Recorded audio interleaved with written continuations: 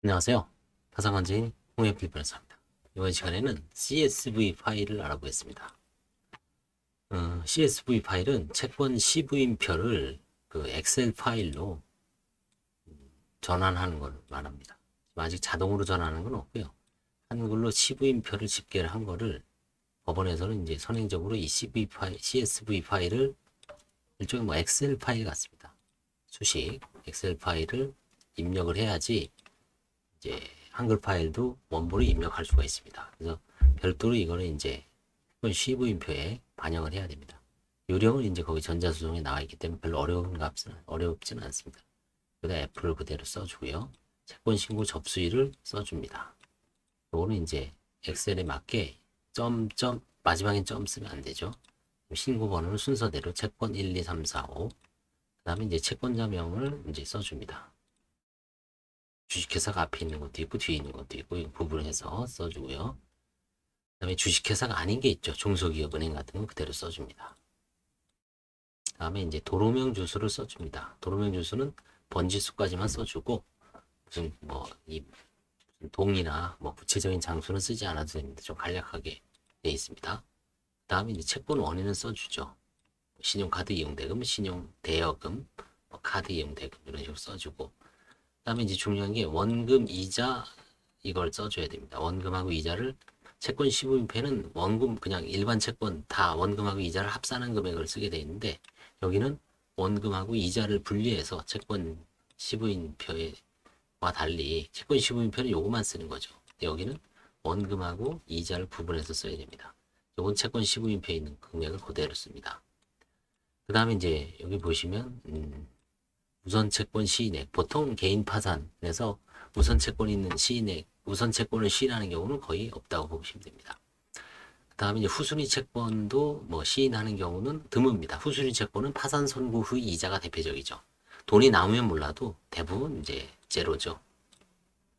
그 다음에 이제 별채권 행사로서 받지 못하는 채권 시인 이것도 사실은 별채권을 행사를 하기 전에 이거를 입증하는 데가 없죠, 거의. 그래서 별채권 행사로 받지 못한 채권 시인액은 통상 별채권 행사가 다 종료되고 나서 하기 때문에 이 일반 채권으로 이제 시인이 되겠죠, 통상. 그 다음에 이제 대부분 전액 시인이죠. 그럼 예스입니다, 이거는. Y를 쳐야 됩니다. 이걸 안 치면 올라가질 않죠. 그 다음에 전액 이의 여부. 전액 이의하는 경우는 드물죠. 노의 약자입니다. 전액 이의하는 경우는 간혹 있을 수가 있죠. 개인 파산에서 근거가 전혀 없는데 채권자로 신고한 경우에는 여기 이제 노나 예스가 표시될 여지도 있습니다. 이의 금액. 요즘은 통상 금융기관만 있는 경우 이의를 하지 않지만 개인인 경우 이의를 많이 하죠. 그래서 이의 금액을 여기다 써줍니다. 통상 제로입니다. 그 다음에 시부인 사유는 이제 부인 사유 이거 전액 시인했으니까 부인 사유가 없죠. 저 부인 사유를 써주는 겁니다. 여기는. 그 다음에 이제 추한 여부. 추한이라는 거는 처음에는 부인을 하다가 나중에 이제 추한을 하는 거죠. 그러니까 추한한 게 없다. 나중에 시인하는 걸 추한이라고 그러죠. 노. 추한하지 않았다. 아, 맞죠. 노죠. 그 다음에 이제 조사기일은 여기다가 날짜를 써줍니다. 그 다음에 그 뒤에 있는 거는 사실 해당 사항은 별로 없습니다. 우선권 있는 경우 그 권리. 보통 우선권 없죠. 그 다음에 후순위 파산 채권을 포함하는지 여부. 포함하는 경우. 그 다음에 별채권 행사로 받을 수 없는 채권이 받을 수 없는 채권에 그렇죠? 다 구분해 줘야 됩니다. 이런 식으로 이게 지금 CSV 파일을 입력을 하고 CSV 파일을 개인 파산에서는 CV인에만 씁니다. 신청 대리인 쓸 일 없죠. 근데 법인 파산에서는 이제 법인 관제인들도 채권 시부인할 때 이걸 쓰겠죠. 근데 법인 파산에서는 신청할 때 이걸 쓰는 경우가 있습니다. 법인 파산 신청서를 한번 이렇게 입력을 해보시면 채권자 목록할 때 이걸 그대로 이런 CSV 파일 입력을 합니다. 그때 정확하게 안 하면 입력이 제대로 안 됩니다. 그래서 법인 파산 신청할 때 이 CSV 파일을 적응하지 못하면 되게 헤맵니다, 이게. 그래서 이제 저는 이거를 딱 틀을 마련해 놓고 여기서 이제 바꿔만 줍니다. 다음 저거 일단 요거 그대로죠. F는. 그다음에 날짜 바꾸고 채권 번호는 일단 순서 쓰고 채권자명을 바꾸고 주소는 뭐 주로 서울 중구 종로에 다 몰려 있죠. 우리나라 금융기관은 중구 종로입니다.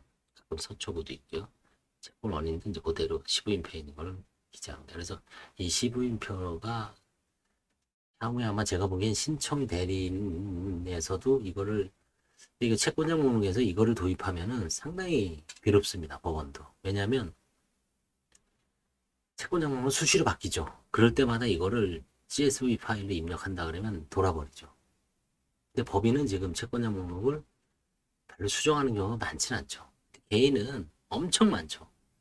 주소 고정도 제대로 해야 되고 빼먹는 경우가 많기 때문에 법인 파산에서는 그런 경우가 드물죠. 그래서 법인 파산에서는 이미 도입했고 개인 파산에서는 제가 보기에는 CSV 파일을 언젠간 도입할 수도 있겠지만 도입하기는 좀 당분간은 힘들 것 같아요. 이게 CSV 파일을 입력하면은 이게 잘 입력이 안 됩니다. 아직은 시스템이 안정화 안 돼서 한 10번 이상 튕겨져 나옵니다. 제대로 했어도 오늘도 한 12번 정도 만에 해서 성공했는데 되게 짜증이 납니다. 그게 뭐 이 CSV 파일이 업로드가 됐는데 뭐 잠시 후에 다시 하십시오. 이게 계속 튀어나와요. 팝업 창이 뜨면서 그런 것을 한 열 몇 번 하다 보면 상당히 다운됩니다. 그냥 한 번에 싹 들어가야 되는데 잘 안 들어갑니다. 그게 결국은 이 대법원 전자수송 사이트에 문제가 있다는 얘기죠. 그렇죠? 좀 시정을 해야 될 것 같아요. 감사합니다.